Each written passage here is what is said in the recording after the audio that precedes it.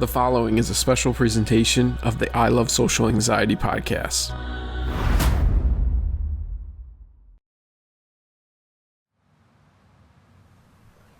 Most of us walk through life completely unaware of the struggles that others go through. Most of us walk through life with struggles of our own. Unfortunately, many of us still feel there is nowhere to turn to and that real help is out of reach. It's all very complicated and it can be very challenging to deal with, or even speak of. Everyone has mental health. For each of us, it's both a unique and an extremely important part of our lives. We all have a story that comes with a mix of trauma, past experiences, influences, beliefs, life circumstances, and things passed down within our families.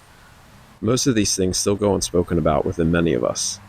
Stigma is still alive and strong, which is an unfortunate aspect of today's society. Most of us still don't feel comfortable sharing our stories, especially our struggles, even with our own family and friends. My name is Kevin Gatti.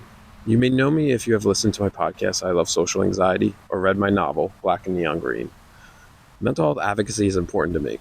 I am a believer that constant communication of education and sharing of the uniqueness and realness of the human experience is a big part of how we can finally end the stigma and bring about real change in how we as a society handle mental health.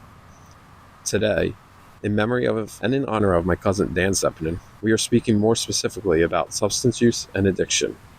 Sadly, Dan lost his battle in September of 2024 at the age of 39. Right now, I am speaking to you from Timber Creek Park in Blackwood, Camden County, New Jersey. Here, there is a memorial in honor of those we've lost due to the disease of addiction, including my cousin Dan. It's a beautiful memorial to your left as you enter the park off of Chews Landing Road. A fitting tribute to honor and remember those we have lost.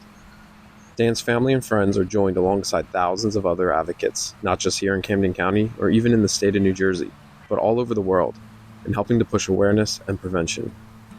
What keeps an advocate going through all the darkness, the setbacks, the good times, and the bad times can usually be summed up by one necessary thing that we all must always have. And that one thing is hope.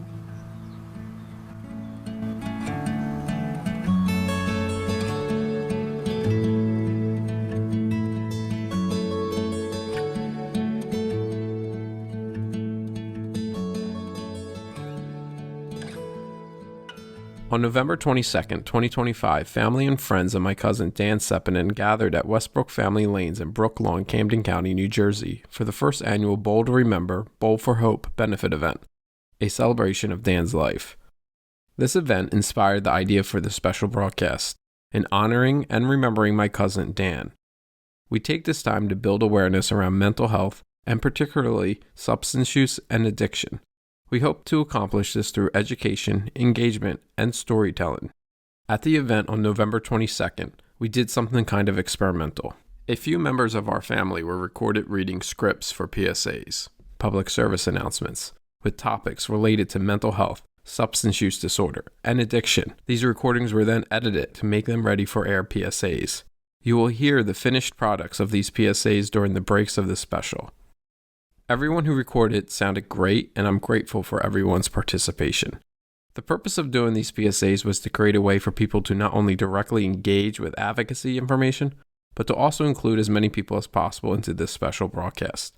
We hope you find this special informative and inspiring, and if you do, please feel free to share this with others, especially those in New Jersey, as some good information on care in our state is going to be shared. Speaking of that, we also spoke to folks from Oaks Integrated Care, who are located in New Jersey, at the event on November 22nd. They share some essential information about services they provide. They share very good information, so be ready to take notes, and yes, please rewind, pause, or replay if you need to. Also in this special, we will hear from another cousin of Dan's, our cousin Carrie. She's a licensed professional counselor, and we will be talking a little bit about mental health advocacy. Carrie has some good information to share as well. Then later, we get into everyone's favorite topic, vulnerability. We talk about why it's so important, especially when it comes to mental health advocacy and ending stigma. With this, we will even share some of Dan's own writings. I would say that perhaps the most important part of mental health advocacy is storytelling. Many of you listening may know who Dan Seppanen was, but many of you listening may not know who he was at all, the person, the individual, the human being. While it's impossible to completely share anyone's full story, or even our own, we can still share bits and pieces and still make a pretty significant impact on the lives of others. With that said, we start things off by sharing a small piece of Dan's story. Throughout life, Dan was guided by his passions and loyalties. In his youth, this often meant athletics.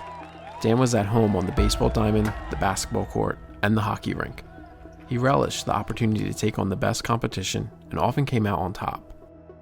His confidence soared while playing, and being a key member of his team gave him great joy. Dan gave his all to his teammates as he helped them reach their own athletic potential. Off the field, Dan was fortunate to have a close group of friends to whom he remained loyal. This group filled his teen years and young adult life with community, support, joy, and memories he would always cherish and love to recount. They simply and affectionately called him Sepp.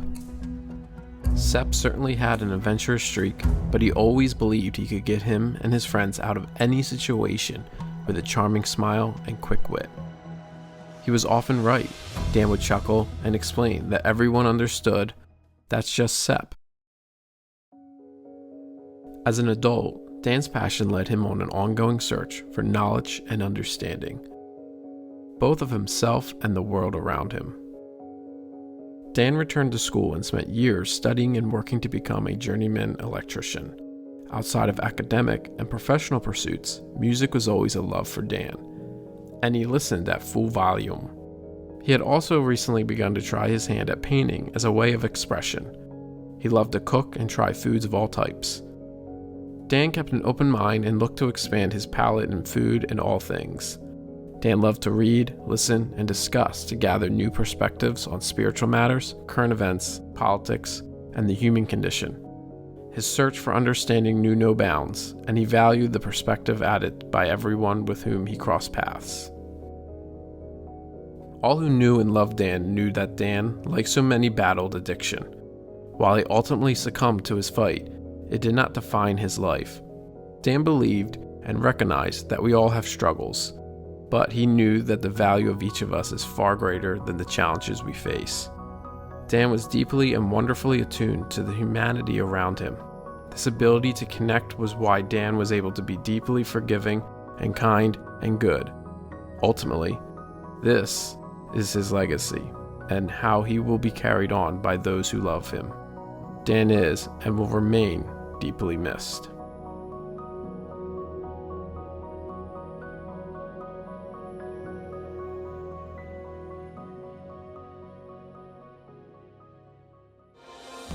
Hey, listen up, South Jersey. Have you heard of Oaks Integrated Care? They're a nonprofit organization that offers a number of services aimed at improving the lives of those living with a mental illness, addiction, or developmental disability. But I want to take this moment to tell you about a particular service that they offer. That's their mental health urgent care. In crisis, going to a mental health urgent care may be a good alternative to the ER for adults 18 and older who are not needing psychiatric hospitalization. Oaks Integrated Care has 2 mental health urgent care locations, one in Cherry Hill and one in Vineland, serving Camden and Cumberland counties. Both locations offer in-person and telehealth services. Walk-in appointments are also available. The number for the Cherry Hill office is 856-254-3800 and is located at 2051 Springdale Road. And the number for the Vineland office is 856-537-2310 and is located at 1420 South Lincoln Avenue. Treatment options at the mental health urgent care offices include individual counseling, peer support, medication treatment, psychiatric consultation, skill building groups, support groups,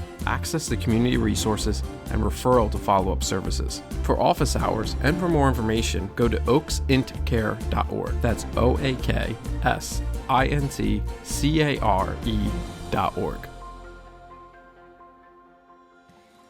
So I'm here with Oaks Integrated Care, which is a nonprofit organization dedicated to improving the quality of life for those living with a mental illness, addiction, or developmental disabilities. And I'm here with Sarah and Casey to come talk about with us. You want to tell us a little bit about what you guys do over at Oaks? Absolutely. Thank you for giving us the outlet to do it. So first, we want to share some information with you about Oaks Integrated Care. As Kevin said, we're a New Jersey statewide nonprofit agency that serves individuals with mental health and substance use needs. What we hope to give you today is an understanding of the services that we offer for our communities across the state, so that anyone listening to this right now has the resources they need to reach out for help, and even more importantly, a sense of hope that there is treatment accessible to you no matter where you live, right? You don't have to do this alone. So Sarah and I both work within our substance use programs at Oaks, but we have different backgrounds and perspectives we're really happy to share with you today.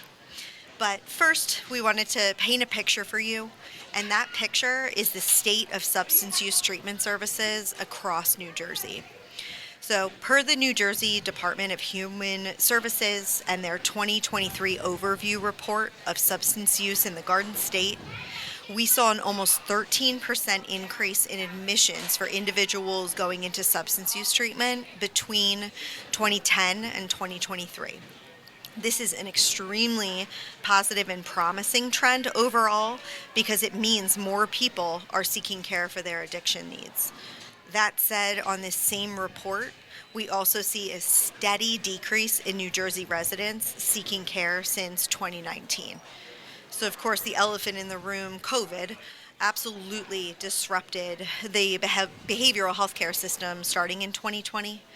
But agencies like ours, dedicated to people seeking support and treatment, we're here, we're still here, and we're ready to serve our communities.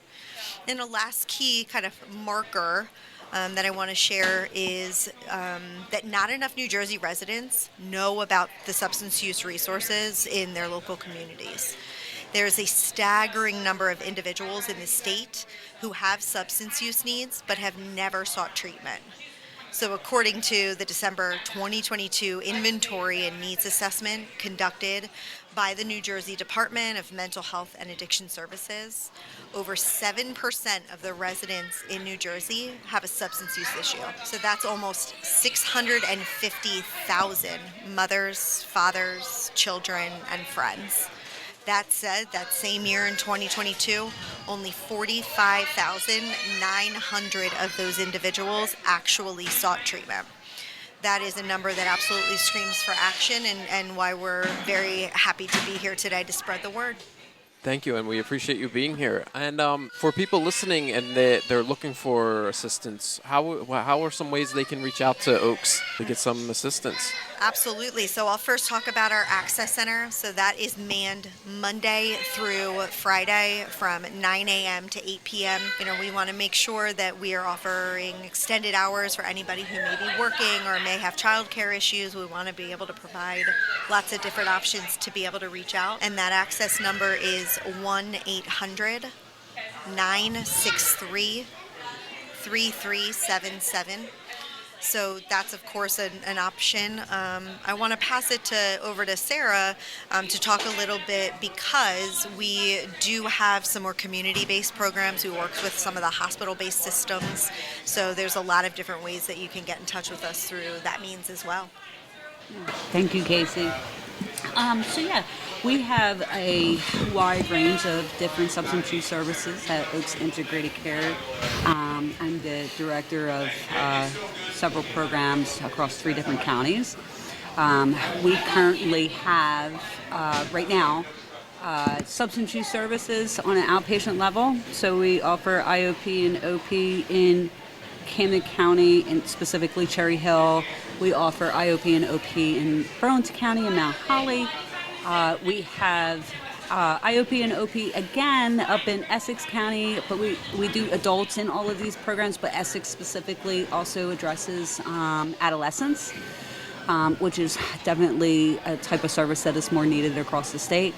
And then in our Mercer County program, in the heart of Trenton, right in the city of Trenton, we have an ambulatory outpatient detox program plus IOP and OP. And all of these services have co-occurring. So we have the capacity to treat substance use and mental health challenges within this program. And we also offer a wide range of medication services, ranging from medication assistant therapy, such as medications like Suboxone, Subutex, Vivitrol, Sublocade, Brixadi. Those are generally mostly used for opiate use disorder, but we also have a wide range of medications for alcohol use disorder as well. And so there are clinical programs. So besides the clinical programs, we also have a wide range of other services that are really rooted in the community. So I also oversee the Burlington County Opioid Overdose Recovery Program, which is a state initiative that services individuals who have experienced an opiate overdose and have been transported to the hospital and they're at the emergency department.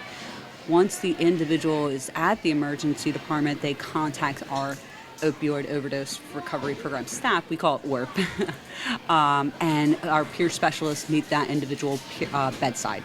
And at that point, it's about the engagement. It's about meeting the individual where they're at with what they're ready to do, what they're ready to address. And so we could do several things at that point. We can enroll them in our program and continue to follow them for 8 weeks through peer support. It's usually telephone-based. Or we can link them to treatment right there from the hospital. And so the majority of the linkage would include like detox services or inpatient, short-term or long-term. So that's our ORP program. And then we have another initiative in the community.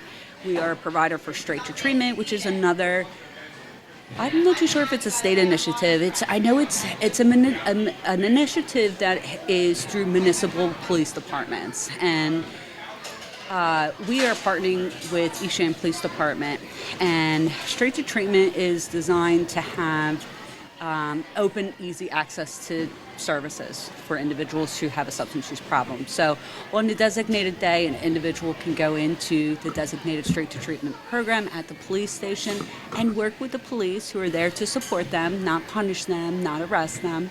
And once they come into the station, they then call our staff and our team, and we meet them at the police station and offer services.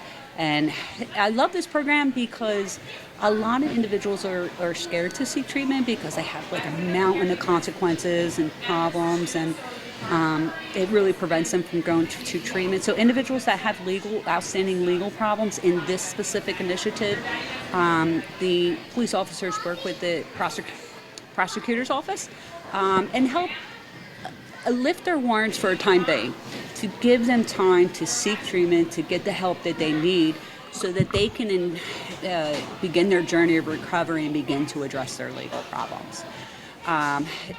This is also another way to get like immediate access to linkage to inpatient or detox services or even outpatient. It could be a situation where you don't necessarily need inpatient, but you need some type of care. And so we can help link those individuals. And then my other program that I have is probably the program that's really dear to my heart. It's one of my favorite programs. We have a jail education program in Burlington County where we work with Burlington County Jail. And in this program, we offer peer support services. We run groups 2 days a week inside the jail to help inmates who have some type of substance use problem. And in this group, it's about education, it's about support, it's about resources, and it's a space for community, right? Being with other people who struggle with the same exact issues and problems. And then we also offer individual peer sessions on alternative days than the groups.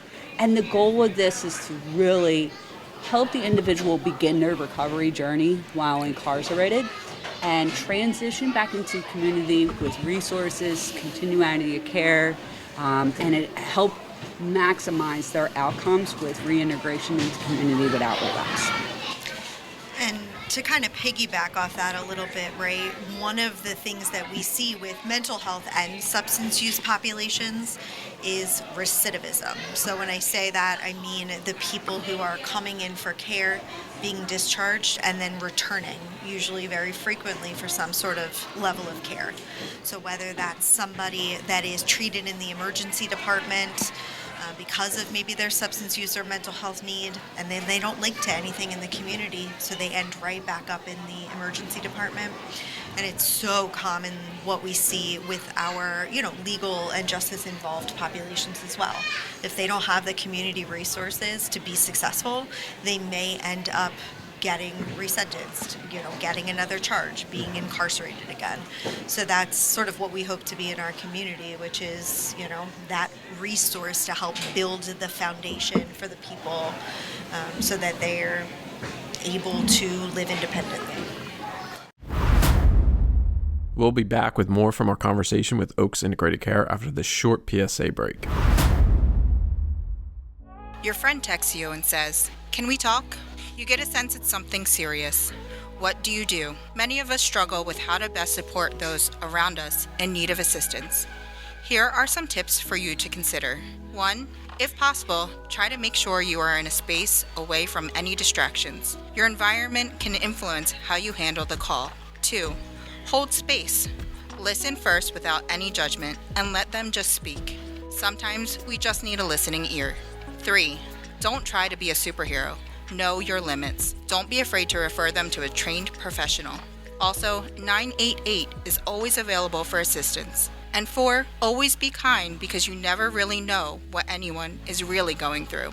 While sunny days are always ahead, good support from the people closest to us can make those days come even sooner. They're crazy. They're an addict. They're a bad person. These are commonly used phrases that fuel stigma and ultimately prevent people from getting the help they need. Our words matter, and our words can have great impact on others, especially on those closest to us. Being mindful of the words we use can make a difference when speaking of others. Choose kindness. Choose compassion. There is a lot of work needed to end stigma, but we can start just by how we speak of each other. Try saying things like, "They're a strong person. They're a fighter. They are human." Now back to our conversation with Oaks Integrated Care. So you just gave our listeners a lot of great information, Yeah. a lot of excellent information. What are some ways people listening could help get that information out, spread the word, advocate, so we can get that information out to the people who really need it? Absolutely. So, I think the first would be our website. So we are Oaks Integrated Care. We are a large agency across the state of New Jersey. I believe we are in now 16 of the 21 counties in our state.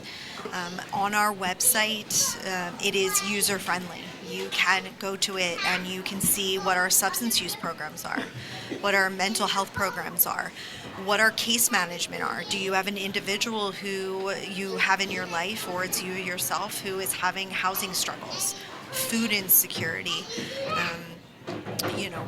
You're a parent and you need resources for your child. Those are all things that you'd be able to find on our website, right? It's county specific. It really does provide sort of a really good layout for you and whoever may need it to seek the services that will help you in this moment. And just to kind of go off of what Casey was saying, I think your question was just how do we empower people to help people seek services, right? Right. I think it's important to, one, talk about it. There's not enough discussions about substance use or mental health in a non-judgmental way. I think that we see society or individuals sometimes still struggle with even discussing it. Like, oh, that's not my child, that's not my family. The stigma is still very strong. It's still so there. Really So, is. the biggest piece of it is being able to normalize these conversations, Right. to talk about these in a healthy way, in a non-judgmental way, where you are able to empower somebody to see their need and to seek the services that they have or that they need.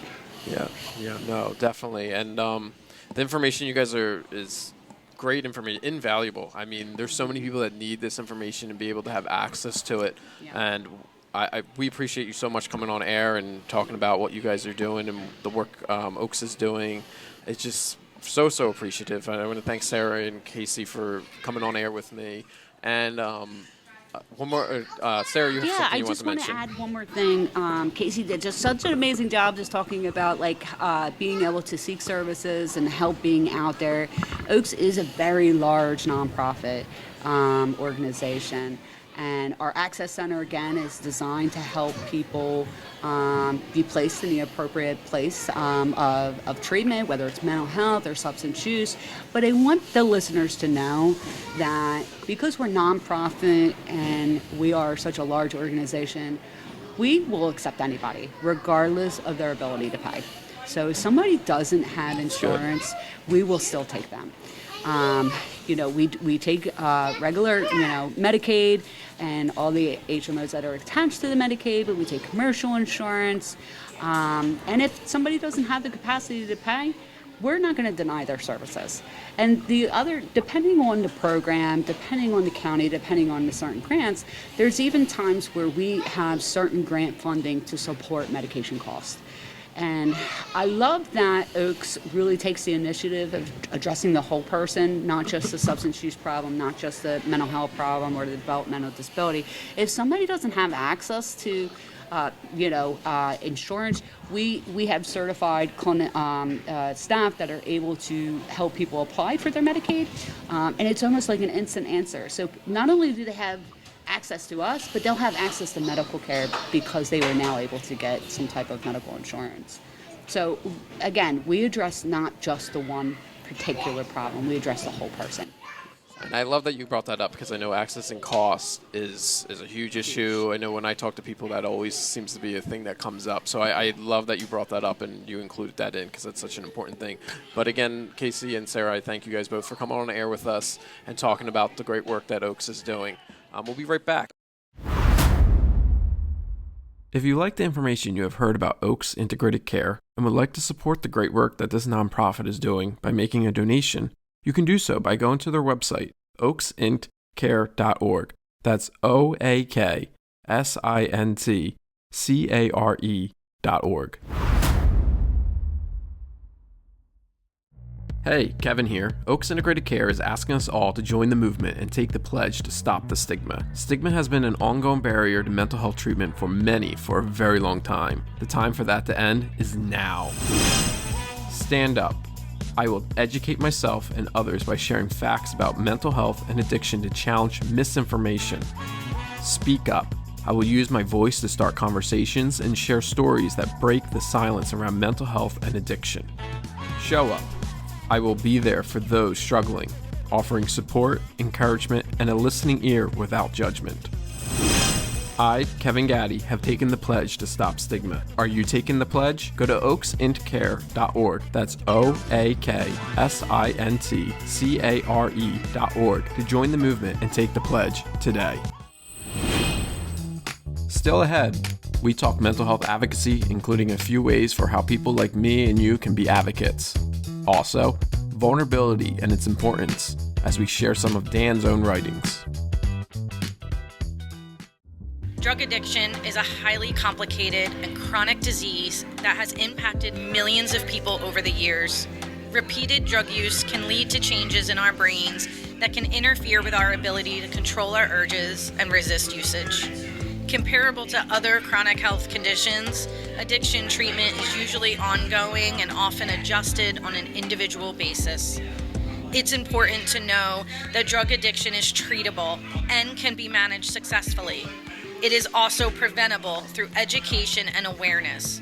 To learn more about drug addiction, go to the National Institute on Drug Abuse's website at nida.nih.gov.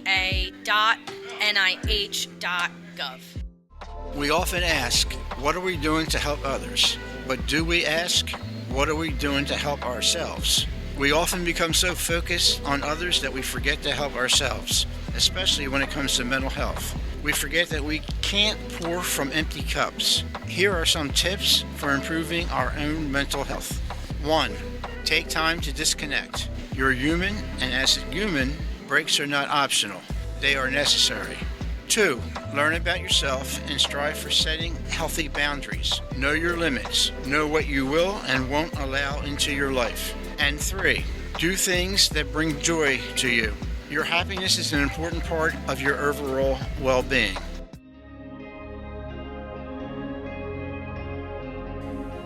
So we're back here with another cousin of Dan and a cousin of me, is our cousin Carrie. She is a licensed professional counselor. She's here to talk to us a little bit about advocacy. Thank you, Kevin. Hi, everybody. Yeah, so as Kevin was saying, I'm a licensed professional counselor in the state of New Jersey. And, advocacy, I feel like, is such an important part of what I do. But even before I became a counselor, it was a really important part of my life.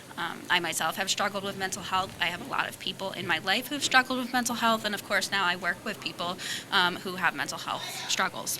And it's something that, we really need advocacy on micro levels, macro levels. So when we think about micro levels of advocacy, that can be advocating for yourself, advocating, for those around you. If you are a professional like myself, advocating for your clients. But, also on that macro level, so working to break down some of these systematic barriers that we have, lobbying, organizing, all those kinds of things. There's a lot of need for advocacy out there when it comes to mental health. And unfortunately, I think our societal views and norms surrounding talking about mental health really ebb and flow, right? So you can even see where maybe 10, 15 years ago, it was really taboo. There was a lot of stigmatization of mental health. It was considered a weakness to talk about mental health or to have any kind of mental illness. In the past, maybe 10 years, I saw a little bit of improvement in that, especially I feel like with a lot more, to be honest, social media, right? Social media can be a huge detriment to our mental health, but there can also be benefits. Definitely. And part of that is connecting more people and talking openly and people realizing, oh, wow, this is actually a global thing, right? A lot of people struggle with their mental health. And if someone else can talk openly about it, maybe I can as well. In more recent years, I've seen a little bit more of that stigmatization, right? A little bit more of it being seen as a weakness, and not to bring politics too much into it, but sometimes it's considered woke, right? But the truth is we can't really separate our mental health from politics. We can't really separate mental health from any aspect of life, because so many aspects of life affect our mental health and vice versa. And, wherever you fall, whether it be on the political spectrum, economic spectrum, global spectrum, we can all stand to talk about our mental health and work on that. I just want to touch real quick, because you mentioned social media, and I used to work in social media, and as you, someone who works in the field, it goes both ways with social media, and lately it feels social media is maybe not such a good force for mental health. But do you see any, I guess, potential where social media could be used for advocacy or any kind of good? I do, absolutely. And I think, it's a double-edged sword, just like so many things. A big thing that I'm realizing is you really have to fact check. You have to pay attention to who you are listening to, right? So even if we take TikTok as an example, there are a lot of people who will go on TikTok potentially really well-meaning, but they will talk as though they are experts in mental health, and perhaps they're not, right? So whenever we listen to somebody, we want to know their credentials, we want to pay attention in that aspect. But certainly if we're thinking about social media from a mental health standpoint, there are opportunities to use that as a podium to, get information out, to, again, just share in that global experience that we all struggle. And there are things that we can do to advocate for ourselves and for each other. And it can also be detrimental, especially if you are on social media too often and you're getting completely drowned in it all the time, right? It's a lot of information constantly bombarding us. And like I said as well, we don't always know who is giving that information. We don't always know. The credentials are, I think a lot of people don't check that. Yeah. And they just listen to whatever they're saying. Right, and it can be rather scary, right? Because it's not only mental health, it can be for physical health, it can be a lot of different things where I'll see people talking, again, from kind of the understanding that they're an expert, and it's like, hold on, wait a minute. Right. I see it all the time too. Yeah, so it can be concerning. But it can be a great platform even if you're not an expert. And I would suggest saying that, right? I'm not in the field. This is just me talking about my own experience and maybe finding ways to connect with others And, something I'll talk a little bit about later is boundary setting, having healthy boundaries and standards for what you will and won't allow in your life. And that's where that comes in too, right? If you're on social media and you're realizing, there's a lot of toxicity coming my way, or, oh man, I don't really like how many people have access to me right now. Right. Then it's time to back away. Oh yeah, definitely. Moving away from social media, because social media, a lot of people put a lot on social media, and I feel like there's so much. My focus recently, especially someone who used to work in social media, is outside of social media. So in terms of advocacy, what things we can do outside of social media that can be probably more impactful than what you're doing on a computer. Yeah, no, absolutely. I think a lot of advocacy has to take place in the real world. And like I said, that can show itself in many forms, right? So if we think about advocating for ourselves, that's as simple as stating what we need, knowing what we need, right? So that might look like going to therapy, or that might look like doing your own kind of introspection. But so first, knowing our needs, knowing our rights, knowing what resources are out there is really important in being able to advocate for yourself. I feel that a lot of times we are kind of conditioned to not be as assertive as we should about our own needs, right? But in reality, it's so important to be able to say, hey, I'm struggling, and this is what I expect from you, whether it be your job or a friend, a romantic relationship. In terms of advocating for yourself and others too, something I think is incredibly important is remembering you can't pour from an empty cup, right? We say that a lot in my profession, and all that means is if you are not taking care of yourself, you cannot adequately take care of anyone else. You're going to burn out. So making sure that you are also being your own advocate. And what I will say too is that you can't lead a horse, or you can lead a horse to water. You can't make them drink, right? So you can advocate for the people that you love or for your clients all you want. And sometimes they will not follow that advice, or they won't do what might be best for them. And you have to then take care of yourself and accept that and realize there's only so much I can do in terms of getting this person what they need. I can give them those resources. I can lead them in the right direction. I can advocate for them. But at the end of the day, they also need to advocate for themselves. That aspect of it I find to be so important with it. Going back a little bit to what we were talking about, but mixed into what we were just talking about in terms of touch a little bit with the credentials, but also a lot of people also when I talk to them about advocacy and speaking out, sometimes the thing that comes up often, I don't know if you have any suggestions for people to overcome this issue, is they're not in the field. They don't know, so a lot of people feel like I shouldn't speak on this, which is we talk into the sense of credentials, which is to a degree the case where there's certain things. So do you have any suggestions where people who aren't in the field, they just want to help out and bring awareness to things they could do in terms of to advocate without going into the area, okay, now you're talking on things that you're not,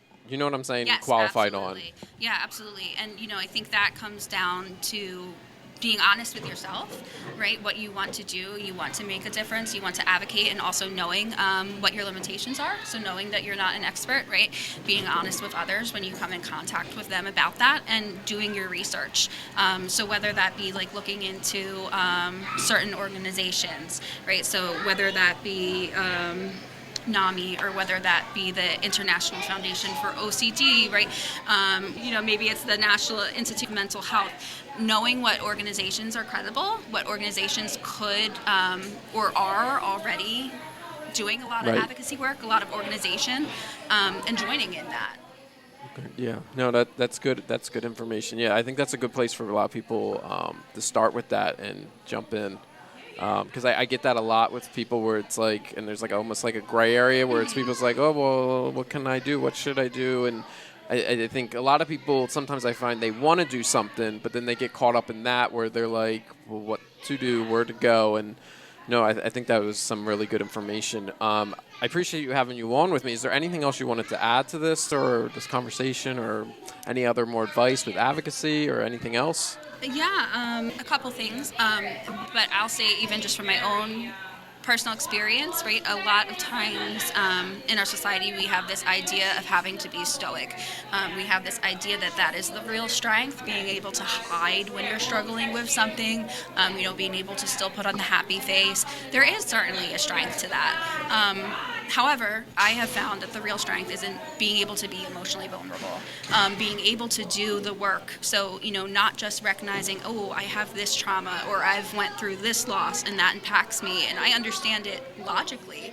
Actually really being able to dig through it, ideally with a therapist or with a professional, is really, really important. And the more that you are able to do that hard work, the more that you are able to understand your own needs and to advocate for yourself. And to be honest, right, as helpers, so like myself, those in the helping profession, or those of us that aren't counselors but genuinely care about other humans, often do struggle ourselves. So it's important to understand ourselves as best as we can, if you want to do advocacy work. Good information there. Thank you so much, Carrie, for coming on with us, discussing advocacy with us on air. So appreciate it. Such good information. Thank you. Absolutely. Thanks We're, for having me. No problem, definitely. So we're going to take a quick break. We'll be back in a moment. After Carrie and I had our on-air conversation at the event for our cousin Dan, we talked and realized there's so much more for us to talk about with mental health. And Carrie felt there was so much more she would like to share. So we decided that later in 2026, Carrie is going to talk on air with me again during the second season of my podcast, I Love Social Anxiety. So look out for that. Millions of Americans have at some point struggled with substance abuse. Many are considered to be in recovery. One important factor in this is prevention through education. Substance use disorder is a common stigmatized condition. Those impacted are often wrongfully characterized as not having enough willpower or personal standards to cure their usage. Not only is this false, it's also never that simple. Substance abuse disorder is a complex condition that changes the way our brain works. It can impact the area of our brains that control learning, judgment, decision-making, stress management, memory, and behavior. To learn more about substance abuse disorder, go to the Substance Abuse and Mental Health Services website at samhsa.gov. That's SAMHSA.gov. There's a lot going on in the world, and there's a lot going on in our own individual lives. All of this can make any one of us feel trapped or alone with no one to turn when facing a mental health challenge. But know that help is available.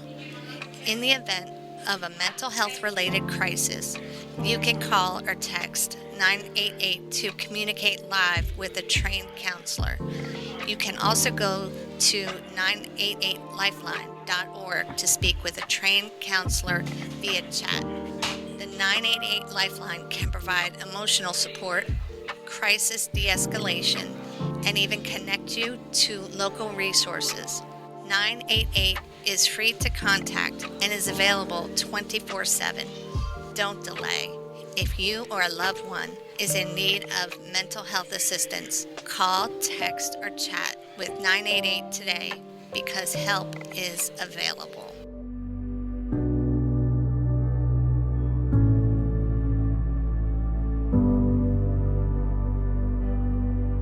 I'm about to read to you select pieces of writings that Dan wrote, but before I do, I want to speak on vulnerability for a moment.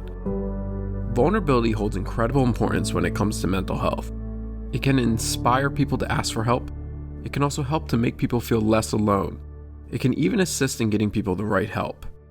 Openness is a big part of any healing journey. We have to be real about how we're really feeling and with what's going on. And sometimes hearing it from someone else can help us to speak up ourselves. In a world that can be pretty harsh, we need less judgment and more understanding. We can all learn a great deal from vulnerability, which is why storytelling is so powerful. Having compassion, holding space, and meeting someone where they are at is key. Relatability can make the difference. Finding a common thread between you and another person, that human connection, can mean so much. Context matters, so I also want to note that these writings of Dan's are from over 10 years before he passed away. Dan was in his 20s when he wrote these. They offer only a small glimpse into Dan's world during that time in his life. So now, here are Dan's writings.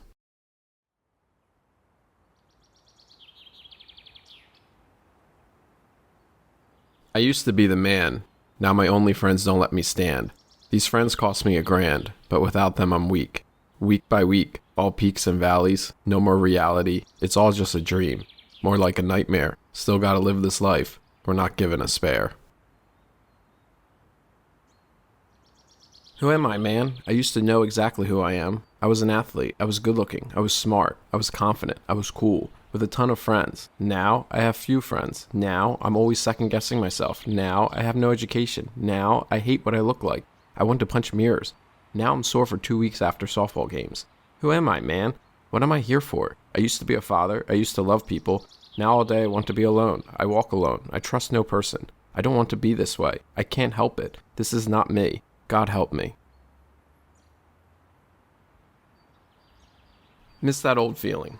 It's 2012, 10 years after the best year of my life, which is fine. Just wish I could find that old feeling. Young, careless, not giving a and confident. Always fresh to death, rocking the newest, freshest gear. Always had at least one girl in my ear. Miss chilling with the crew, just hanging, not worried about chasing after anything besides tail. Only concern was basketball first, then the relationship I was in.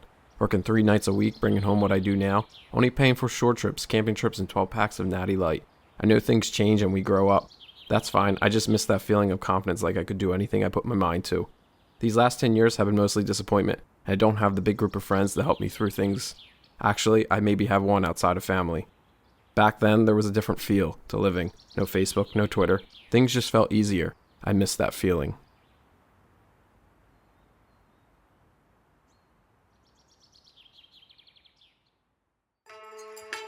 Stay tuned. We'll be wrapping things up with thank yous. How important is mental health to you?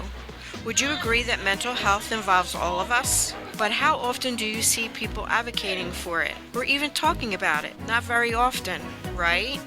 For something that matters so much, we talk about it so little. Did you know that you can help change that? You can become a mental health advocate. In fact, anyone can become an advocate. Ways to do so include volunteering or supporting a mental health related organization, being a vocal champion in social media and in your community, or sharing your own story to let others know that they aren't alone. There are countless ways to be an advocate, and the need has never been greater. Join the movement today to help save the lives of many and to help improve the lives of even more. Mental health impacts all of us. There is so much going on, so much to consider, and so much we don't know. Education and knowing where people can go for help is a big part of advocating for mental health. For online resources, you can go to the Substance Abuse and Mental Health Services Administration's website, samhsa.gov. That's samhsa.gov. There is also the National Institute on Drug Abuse's website. Go to nida.nih.gov. Or you can go to the National Institute on Mental Health's website. That's nimh.nih.gov. And as always, you can call or text 988 if you or someone you know is needing mental health related assistance.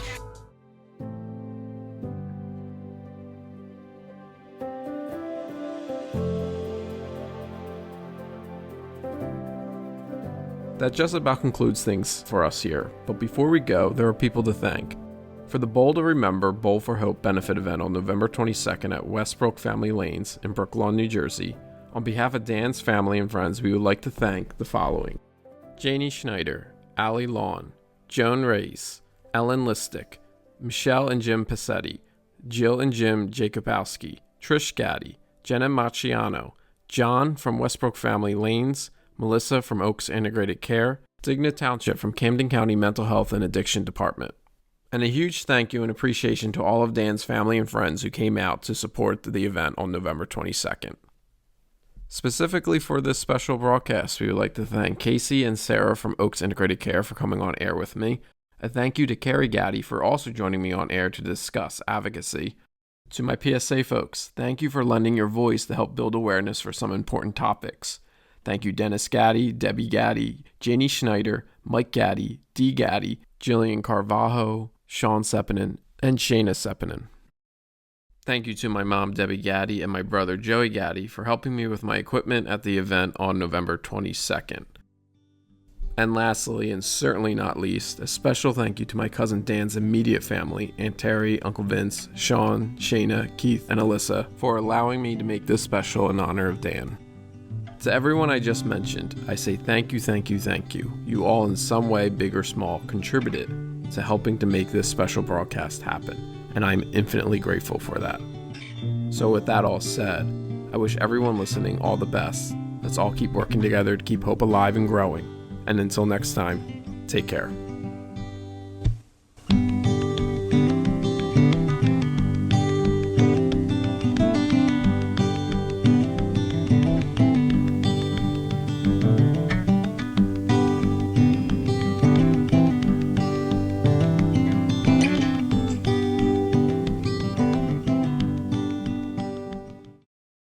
You have been listening to I Love Social Anxiety with Kevin Gatti, a podcast. For more, go to kevingatti.com. That's KEVINGATTI.com. Thank you for listening.